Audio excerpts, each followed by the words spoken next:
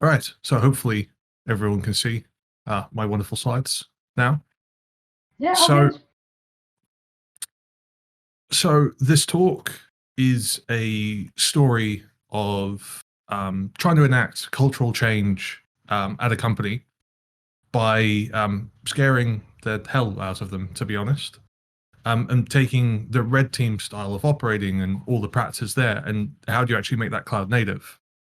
And working with companies that are purely based in the cloud, it changes the dynamic somewhat. And also sometimes people get too comfortable in the cloud in some ways, in terms of, oh, we're in the cloud, Amazon, Google, Microsoft, they're handling that, right? And I think we all really know that's not really the case, as much as we'd like it to be in so many ways. So what we'll start off with is probably the only thing you'll remember at the end of the talk, based on normally when I've given this, people have been drinking quite heavily at meetups and those kind of things, so generally they don't remember anything. But there's probably one thing that people generally do remember, and that's this bit. And this is a Japanese word that I absolutely love, called sujigiri, and it has the most amazing meaning of any word I've ever come across in my life. And what it means is trying out a new samurai sword on a random passerby, based on this is actually a legitimate thing that they used to do to test out their swords. And it was kind of the same ethos we took into this, of this was a red team event that happened without anyone outside of the red team knowing it was going to happen. So it's kind of wonderful. So just a very quick intro on myself. I'm Josh Armitage. I'm a principal consultant at Contino. We are a global digital transformation consultancy. I've been with them since about March this year, and why you should listen to me on security is I lived in a prison colony for 13 years. Most people will know that as Australia, but I still think that counts for expertise and background. And one thing I really like doing is shift left learning. We talk a lot about shift left, shifting security left, shifting testing left, shifting so many things left with DevOps and DevSecOps.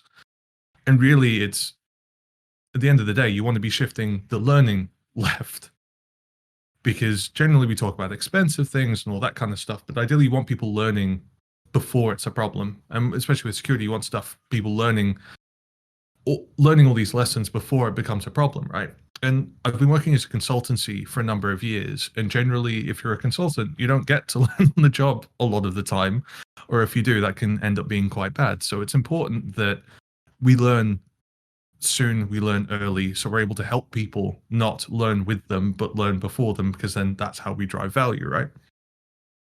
I mean, I think everyone's seen a graph like this before in their life. It's used for making 1,000,001 different points of, things get more expensive the longer they take. Take testing, take security, take anything you want, and it kind of fits into this kind of general like exponential trend, right? So ideally we're trying to drive everything to the left before it's expensive. The way I like to think about knowledge and understanding is, again, very common thing of splitting them into the different buckets of known knowns, known unknowns, and unknown unknowns. So we're going to try and cover off, based on a red team activity, what are the things we know, what are the things we know we don't know, and what are going to be the emergent things that we didn't know, right? Again, I imagine people have probably come across this before. So if we go into known knowns, security is everyone's responsibility. Security is only as strong as the weakest link. I think a lot of people, security is someone else's responsibility, right? Like when you're working in a lot of enterprises like I do, you have the security team, it's their responsibility, never mind the fact that everyone has to have this responsibility in there or everything falls apart, right? Unfortunately, with the speed that we move nowadays, one thing going wrong can have ridiculously outsized impacts. I think in the UK and in the EU, especially with GDPR and how big those fines are, there's been a nice kind of reaffirmation that security is something that everyone needs to care about because it's expensive to get wrong, right? At the company where I was doing this was something we talked about, and it was something that we wanted to reinforce as a cultural norm within the company. And generally, with the rate of hiring we were going through, like, you can't always hire for everything you want, right? So it's always important to make sure that the you breed your culture through people, and this red team activity was a way of breeding this kind of culture through, so that security is everyone's responsibility. We also had a documented incident response process. I think most companies have one of these. How often they're actually exercised is interesting. If you take a professional services company, how often is it exercised that your incident response process, people get told where it is, you sign off that you've read it on day one or day two, and then you probably never look at it again until something goes wrong. So, it's important to actually stress test these kind of things. Given the nature of the company that I was doing this with at the time, co-location was something that we were generally very split over a city, as it happened to be at the time. But we weren't always in the same room. Yet for this case, we wanted to bring everyone into the same room. Sometimes when you're performing experiments, you want to control variables. And in this case, we didn't want to have, everyone being remote and having to, this was pre-COVID, obviously. But, trying to have everyone together so you could have that high throughput communication, because that wasn't the thing we wanted to stress test, was whether our communication tools were up to snuff. We wanted to test that our process worked and that people knew what to do and that they could react and proactively operate in a security incident. And we had the expected avenues. We'd spent some time as the red team. We'd been planning for the actual event for a month or two before it happened. And we'd planned out what were we expecting people to do? When we started to attack our cloud environment, how did we expect people to try and respond? And therefore, how were we going to stop them being able to respond in the way that we would expect? To give ourselves options for that kind of to and fro and make this more of a conversation going back and forth than just, you need to fix this, but actually making it more interactive and being able to react on both sides. Then we move on to known unknowns. And I think, like, always a really tricky thing in tech is, how do we measure performance? I think this goes, everywhere in tech, right? Like, from a security point of view, do you measure it by the amount of hacks that didn't happen? Do you measure, by the amount of vulnerabilities in place? Like, how do you actually measure performance? So we kind of sat down and we wanted to make sure that we had a best effort method for identifying performance on a red team. And this isn't about whether the blue team did good, bad, or anything else. It's about having that benchmark so we have something to improve on in the future. When you're trying to operate in a psychologically safe culture, it's not about, you did wrong, you did bad. It's about, okay, what's happened has happened, right? But how do we actually improve as we go forward? So we came up with a few different metrics, because I like data, I like numbers, because that gives me something very easy to look at and then say, did it get better or not? So bearing in mind doing a red team activity, so time to identify. So how long from us starting to do things did it take for people to actually notice things were happening? Time to identification, if you're looking at an SRE lens, but how long did it take it before we started doing things for people to actually notice? The time to contain, how long until they actually managed to lock us out completely and we lost all our ability to cause a little bit of chaos in the environment. And then the third metric we took was the percentage of intrusion detected. So of all the things we were going to do, how much did they actually manage to find within a reasonable amount of time? And those are the kind of three numbers that were like, yep, that seems pretty good. We'll get an idea, are they going to catch everything? Are they going to be able to contain us in a reasonable amount of time?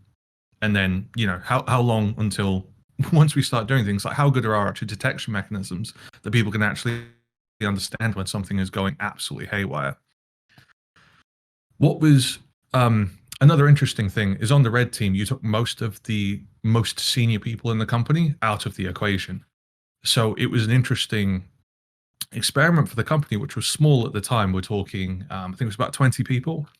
And if you took all the three C-levels plus two of the most senior engineers out and kind of went, well, who's going to take responsibility when everything goes wrong? If you take the normal kind of hierarchy and structure out of the equation, It's very important that you have autonomous teams that are self-organizing that aren't, you don't have bus factors in there. If you take this person away, then their entire incident response process falls to pieces. Not a great place to be. And another thing was that processes break around a 3 times scale. Generally, it's a rule of thumb I've heard that seems to be holding quite true. But we'd gone from 10 people to 20 to 30 and constantly growing, and the processes that we had were kind of invented and defined when there was only 5 to 8 people in the company. So now we were breaching 20. We had a fair idea that the processes we had wouldn't hold still. And it's not that scale, that scale happened over the course of about 6 months to a year. So it was pretty rapid growth. So we needed to reevaluate our processes. And rather than, hypothesize and theorize about what was actually going to be processes that would live with us, the real test is to actually get out there, see what happens, and then have your process built around something real. And this is something that I come across a lot, is looking at what lenses do people possess.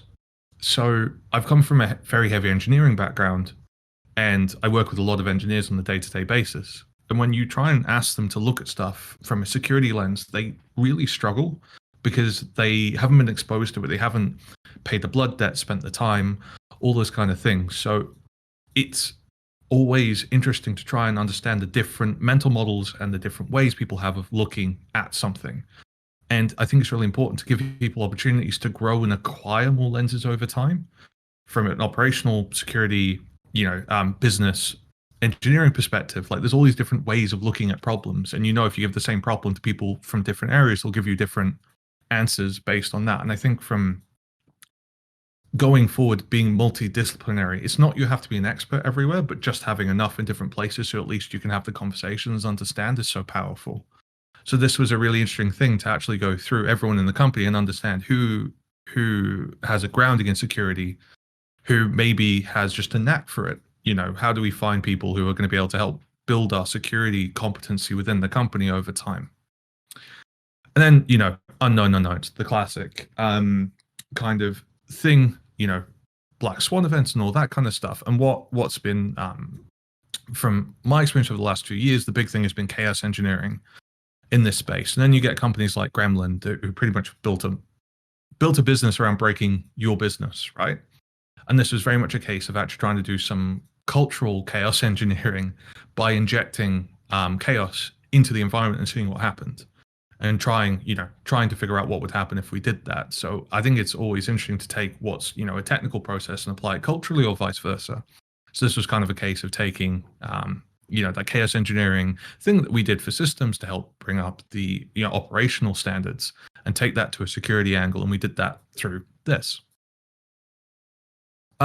So the CEO wanted rules of engagement set. So there were certain things we weren't allowed to do, and plus he put a maximum spend on it as well, because I think if anyone's been around a cloud-based security incident, quite often at the time that your cloud bill can skyrocket. So in this case, we were $1,000 at the time. I wasn't allowed to go and wreck everyone's access instantly. So, we had to make it somewhat fair on everyone, that they had a potential to come back, right?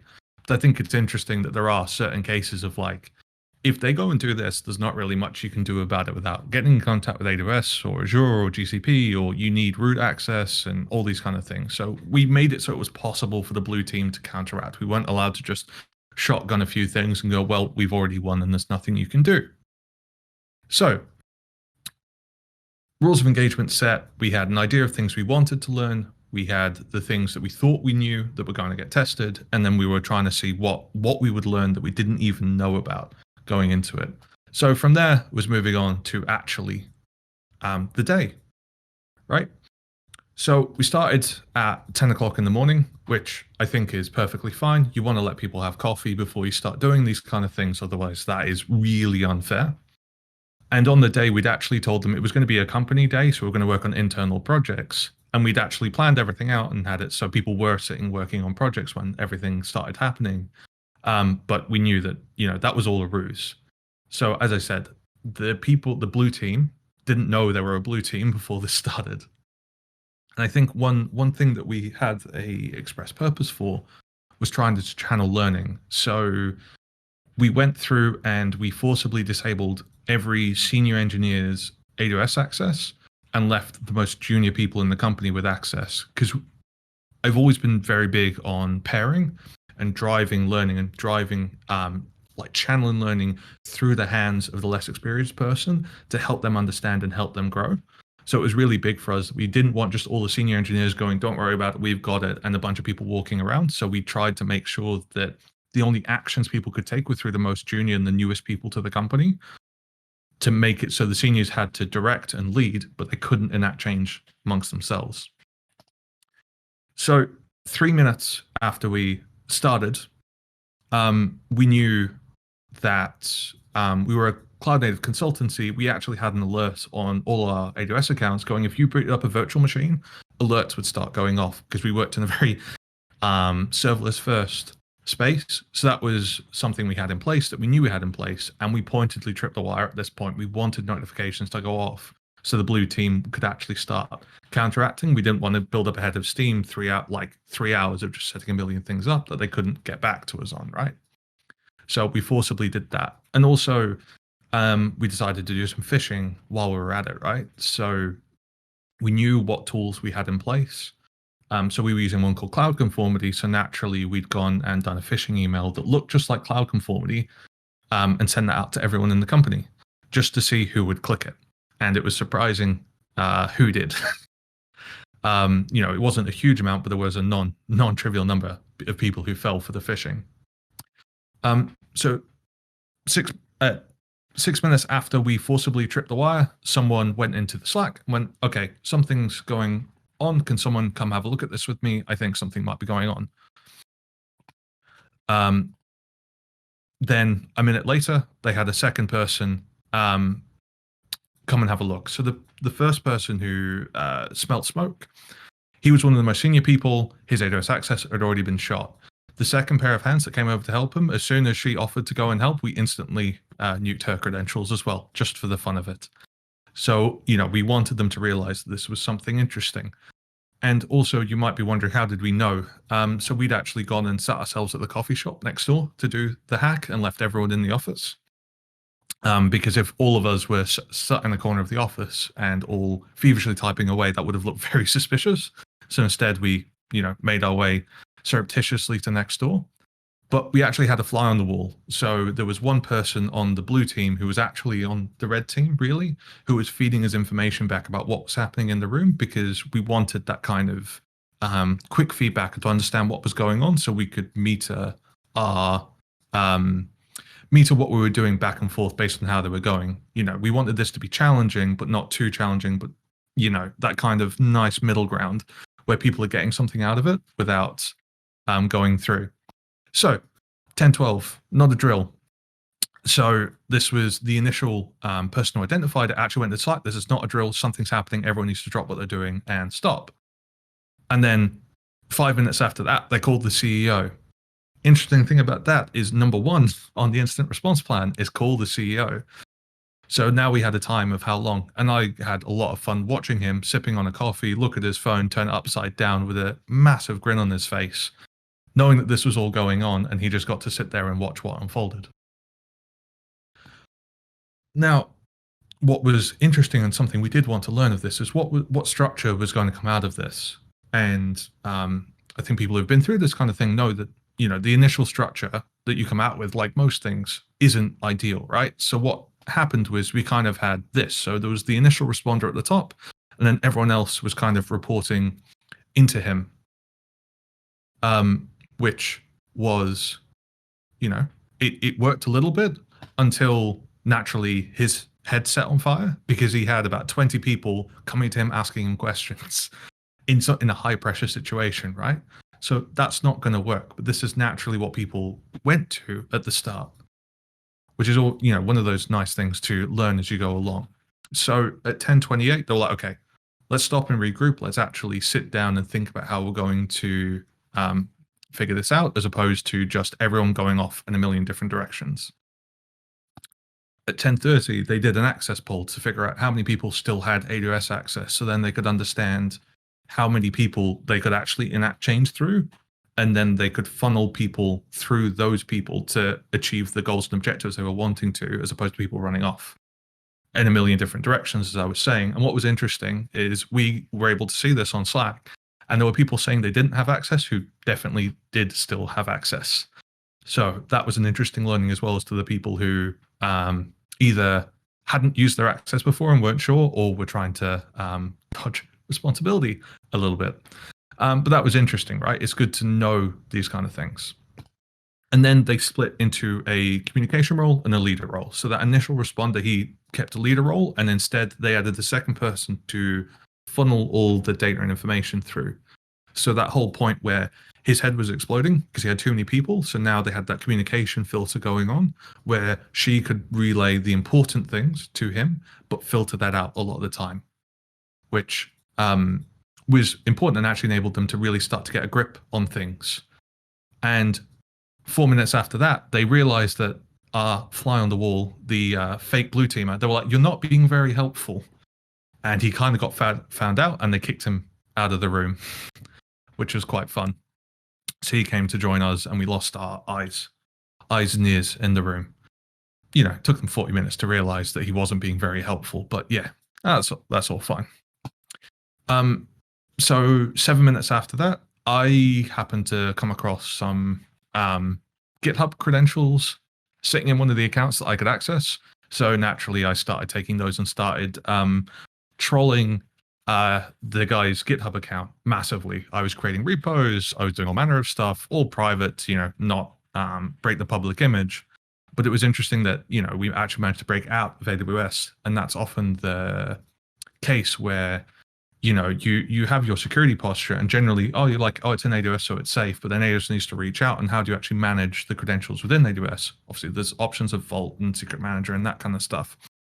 And what we found was that he'd meant to do the right thing. He didn't realize he'd done this. And like, I think what's always interesting is like the core components of AWS that people talk about. They normally talk about that, but like for me, the one that's often missed is KMS. People don't know how to use KMS properly, and KMS is thankfully ubiquitous across clouds. But really making use of that is really important. And it's something that people often don't learn. It's something that gets in the way, and they want to keep going forward from there, right? So 2 minutes after that, all silent on the Western Front. So they realized that, and we'd let them know at this point that this is not a real attack. This is a red team. This is an internal exercise just to try and bring the kind of adrenaline level down a little bit, right? You don't want people freaking out massively, and some people have started to twig. So naturally, they realized, well, if this is an internal attack, we probably shouldn't be talking on the internal Slack where they can see everything we're talking about, right? So they all moved to Google Hangouts and all went silent on Slack. So now we no longer had any understanding of what they were actually doing in the room, which is no fun for us, right? So what do you do with that? You throw the CTO and the COO back into the room so they can start feeding information again, because they can't really kick them out. Wonderful thing about hierarchies. So, you know, we wanted to help provide them some reinforcements as well, especially the CTO, to get in there and start actually boosting it and supporting and, you know, provide technical guidance about what, and he already knew some of the stuff we'd been doing as well. So he was able to help direct people a little bit so they could get more of a grip on what was going on. But also it rebuilt that communication channel out to the red team so we could understand how much we wanted to push and how much we should be pushing. 3 minutes after that, the blue team said that they had contained the problem. They had not. So they all thought after an hour that they'd managed to actually lock us out, but they hadn't. So naturally, we stepped up our game a little bit and started pushing a lot more out after this. So, you know, we had, it's not over. I started creating IAM users and Kinesis shards, all named a variety of things for them to realize. And, you know, by 11:15, they had noticed that we'd got there. Then at 11:20, we put a picture in the internal Slack, which I will not share now for reasons. But effectively, we revealed ourselves to the team and went, we are, the two people you think are actually doing this. Yes, we are actually the ones doing this, right? And then 8 minutes after that, they actually did manage to lock us out, and they actually got a full container. We were like, yeah, we have no access anymore.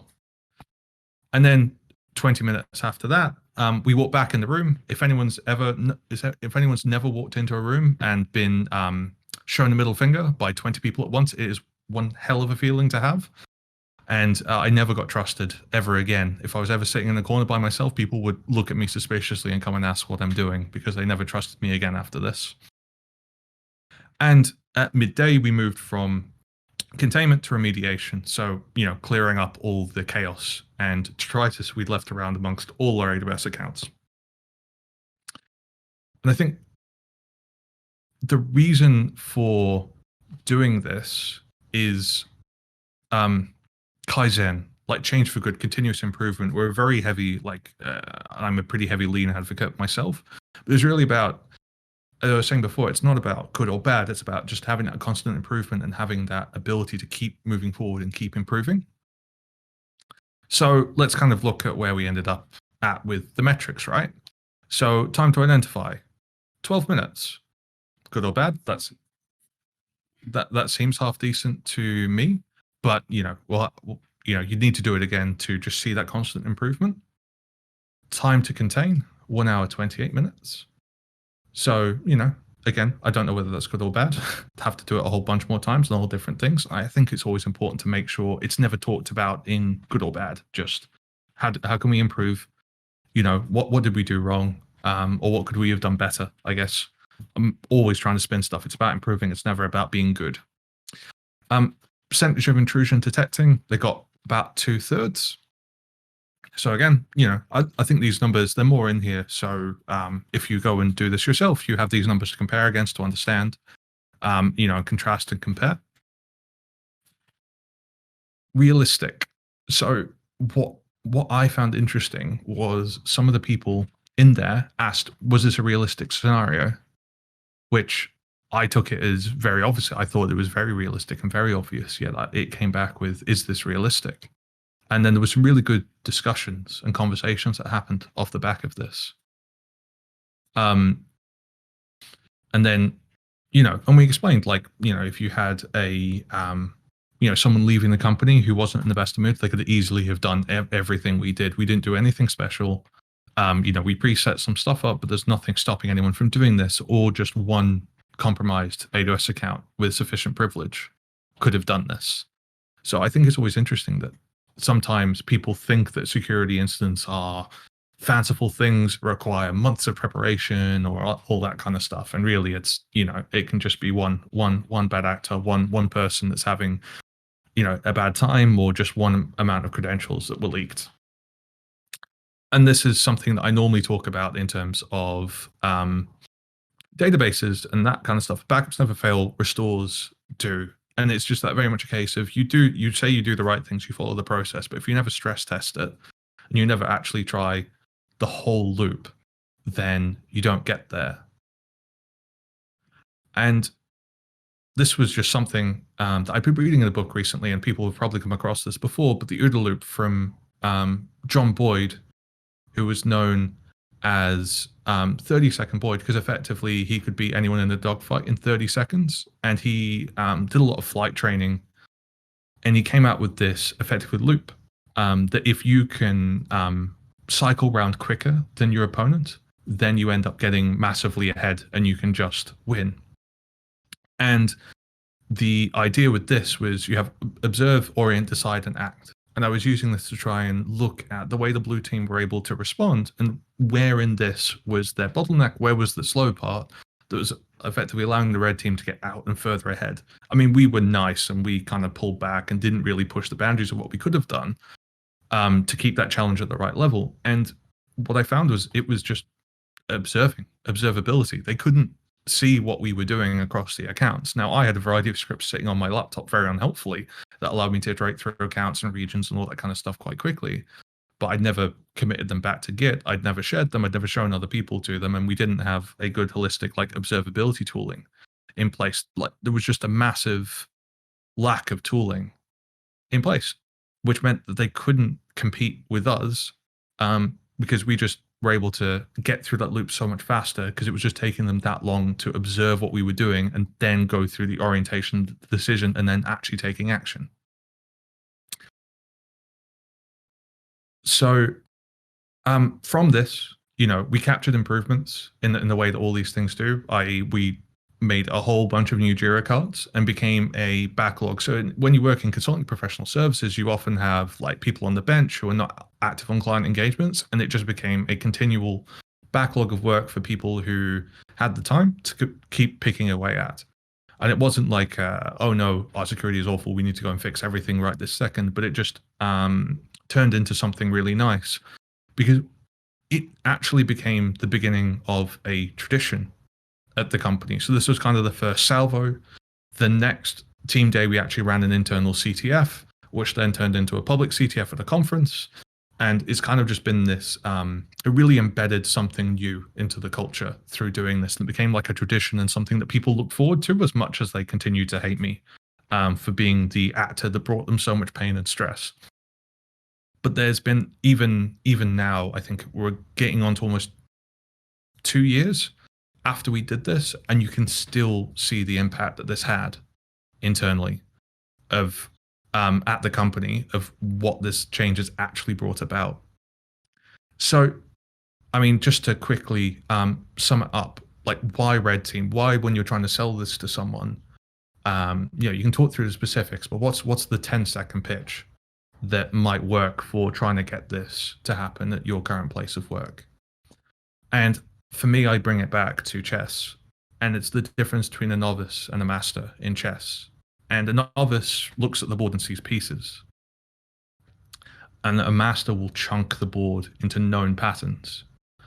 And that's what allows the master to work at a higher level, to work faster, to just see things that the novice can't, because they can operate at this higher level.